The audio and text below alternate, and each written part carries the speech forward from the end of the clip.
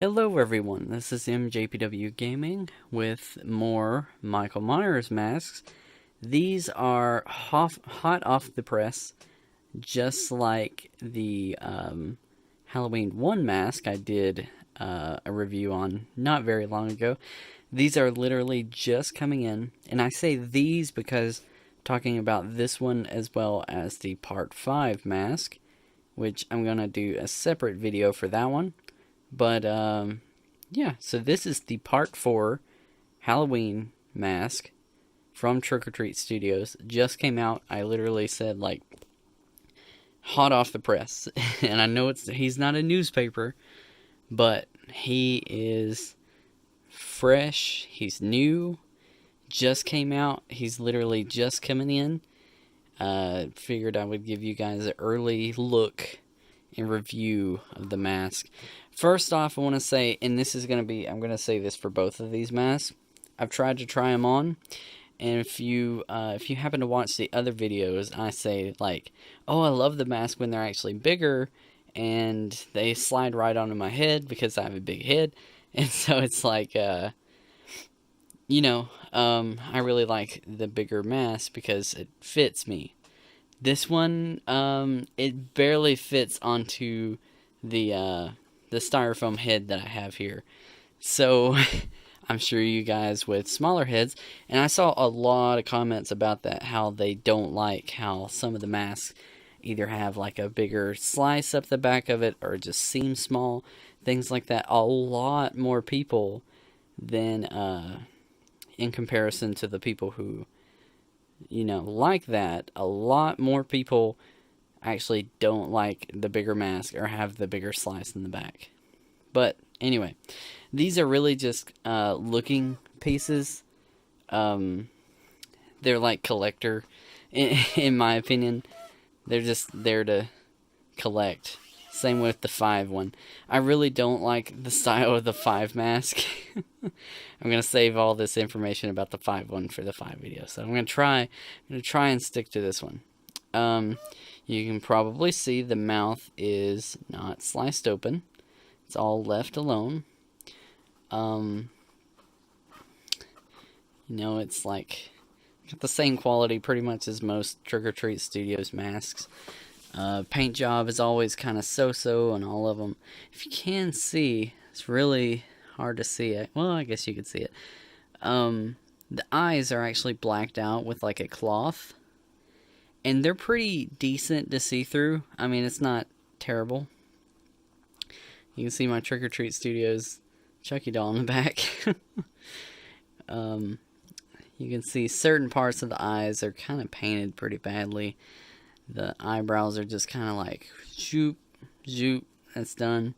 Little defects and things like that on there. This cheek keeps popping out. I've stuffed it just a tiny bit to try and just not make it look so skinny. But now it looks like it's making it too fat on camera. See, in person, it looks a lot better. But on camera, it looks worse.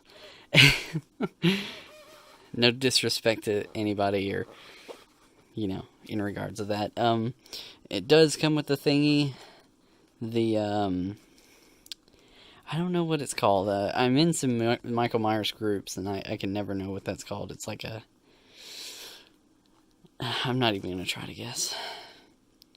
It's like, I guess, like what was supposed to be cut off, but in the movie it's actually on there. If you see, it's right there. Yeah. The hair is a little bit more so. Well, you can straight up see the bald spot right there if I just barely move it a little bit. But we're not going to mess with that so much. I kept wondering because I kept touching the hair and I kept thinking, this feels weird and awfully familiar. It feels like cotton candy. That's what it feels like, to be honest. The slice goes up about right here, where it starts folding up. If this is the most detailed tutorial, or not tutorial, review. Here's your tag. I'm not going to take off the tags probably for these because Like I said, I probably won't be wearing these. These are literally just to look at and be like, oh yeah, that's the part 4 mask. Whereas like certain other ones, it's like, whoa, I really like these. I can actually wear them.